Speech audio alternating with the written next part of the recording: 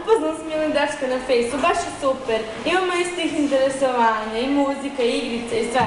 A odakle je? Ne znam.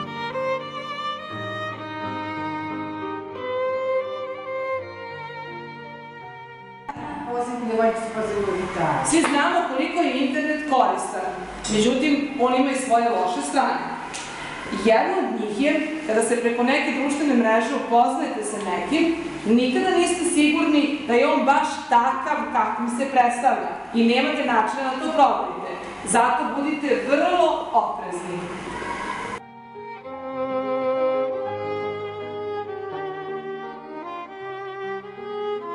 Slušaj, on je dečko sa fejsa, Luka, sutra dolazi u grad i zove me da se vidimo. Baš te radim što ćemo da se upoznamo. Polako, polako, pa zar nisi čula što je nastavnica malo čas pričala?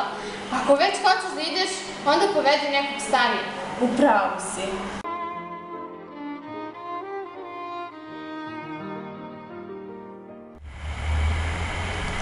I kad je taj Luka rekao da će da dođe?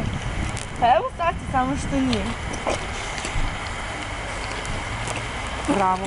Bravo. Ćao. Ćao. Ćao. Gotovo.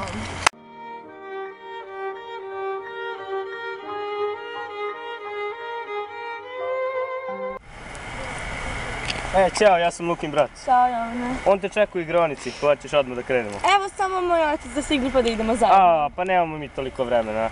Ništa, drugi put. Pa dobro.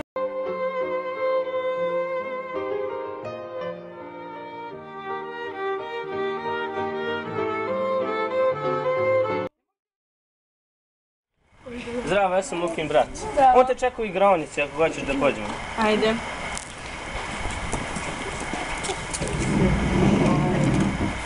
Ćao.